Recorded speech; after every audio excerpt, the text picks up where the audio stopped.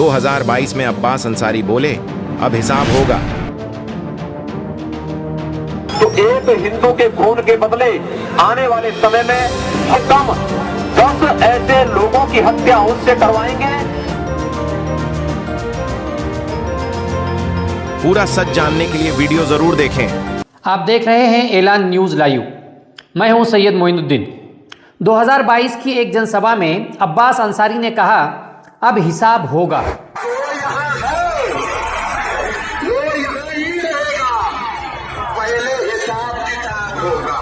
बस इतनी सी बात पर 2 साल की सजा, विधायक पद से अयोग्यता और देखिए चमत्कार, छुट्टी के दिन सचिवालय खोलकर उनकी सीट तक खाली घोषित कर दी गई। इतनी तेजी जैसे कोई आतंकी पकड़ा गया हो। लेकिन यही तेजी उस वक्त कहां जाती है जब भाजपा नेता मंचों से जहर उगलते हैं। क्या सिर्फ मुसलमान बोलें तो भड़काऊ भाषण बन जाता है? देखिए जरा इन राष्ट्रभक्त नेताओं के जहरीले बोल, जिन्होंने समाज को बांट दिया, लेकिन न एफआईआर, न कोर्ट, न सजा, सिर्फ कुर्सियां और सत्ता। योगी आदित्यनाथ, अगर एक हिंदू का खून बहेगा तो एक हिंदू के खून के बदले आने वाले समय में हम प्रशासन से एफआईआर दर्ज नहीं करवाएंगे, बल्कि कम से कम 10 ऐसे लोगों की हत्या उससे करवाएंगे। ये सीएम का भाषण था या दंगाई चेतावनी? फिर भी गद्दी सलामत है। अनुराग ठाकुर, गोली मारो सालों को, देश के गद्दारों को पीछे। ये नारा नहीं था, हिंसा का ट्रिगर था। एफआईआर तो हुई पर कुर्सी अब भी सुरक्षित है। साक्षी महाराज, एक मदरसा बनिए सिंगल, जिसमें 15 अगस्त 26 जनवरी को तिरंगा फहराया जाएगा। आखिरकार क्यों? अरे झंडे फहराया जाएगा, नहीं फहराया जाएगा। ये क्या, ये हो क्या रहा है? और दो, वहां आतंकवाद की शिक्षा दी जाती है। पूरे मुस्लिम समुदाय की शिक्षा व्यवस्था को आतंकवाद से जोड़ दिया, लेकिन सरकार को कोई आपत्ति नहीं। प्रज्ञा ठाकुर, मालेगांव ब्लास्ट की आरोपी एक आतंकवादी जो दूसरे आतंकवादी नाथूराम गोडसे देशभक्त थे, हैं और रहेंगे। आज भी सांसद की कुर्सी पर बैठी है। सुरेश राणा क्या कहता है, अगर बीजेपी हार गई तो हिंदू बेटियां सुरक्षित नहीं रहेंगी। खुलेआम सांप्रदायिक डर फैलाया गया, लेकिन कार्रवाई जीरो।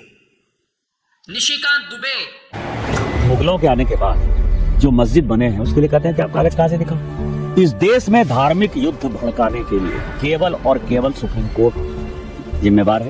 देश की सबसे बड़ी अदालत को बदनाम किया, फिर मजाक उड़ाया और अब भी सांसद बना बैठा है, पर सजा नहीं। तेजस्वी सूर्या, सादिक पाशा, मोहम्मद जैद, अलसाई सईद, उमेर खान, सलमान खुरीफ, जमीर पाशा, ज़बीउल्लाह खान। मुस्लिम कर्मचारियों के नाम पढ़ पढ़कर नफरत उगली, कोई कार्रवाई नहीं, एफआईआर नहीं। क्यों? क्योंकि नाम तेजस्वी है, तस्लीम नहीं। नितेश राणे, मस्जिद तुम लोगों ने किसने भी की तो तुम्हारे मस्जिदों के अंदर आके चुन चुन के मारेंगे, इतना ध्यान में रखो। तर आम्ही सांगतो चला या पोलिसांना 1 दिवसाची सुट्टी मी देतो, तुम्ही तुमची ताकद दाखवा आणि हिंदू म्हणून आम्ही आमची ताकद दाखवायला मैदानामध्ये येतो। आणि मग आम्हालाही बघायचं, त्या दिवसाच्या नंतर दुसरी सकाळ हिंदू बघतात त्या मुसलमान बघतात, हे आम्हालाही बघायचं है। कई विवादित और समाज में नफरत फैलाने वाले बयान। ये आदमी बार बार खुलेआम जहर उगल रहा है। कई एफआईआर इस पर हुई हैं, फिर भी ना सजा ना अयोग्यता। लेकिन साहब आज भी मंतरी। अब सवाल यह है, अब्बास अंसारी ही क्यों अयोग्य हुई है? अब्बास अंसारी का बयान जरूर आपत्तिजनक था, लेकिन क्या उसने किसी धर्म को गाली दी? क्या उसने किसी को गोली मारने को कहा? क्या उसने गोडसे की पूजा की? नहीं ना। लेकिन फिर भी 2 साल की सजा और फौरन अयोग्यता।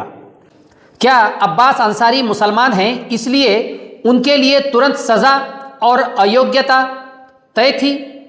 क्या हिसाब किताब कहना देशद्रोह बन गया है? लेकिन गोली मारो कहना देशभक्ति है? क्या मुस्लिम विधायक बोले तो भड़काऊ भाषण और हिंदू सांसद जहर उगले तो चुनावी स्टाइल। अब वक्त है सवाल पूछने का, क्या कानून सबके लिए बराबर है या कानून अब भाजपा की जेब में है? क्या ये लोकतंत्र है या बहुसंख्यक तुष्टीकरण का प्रोजेक्ट?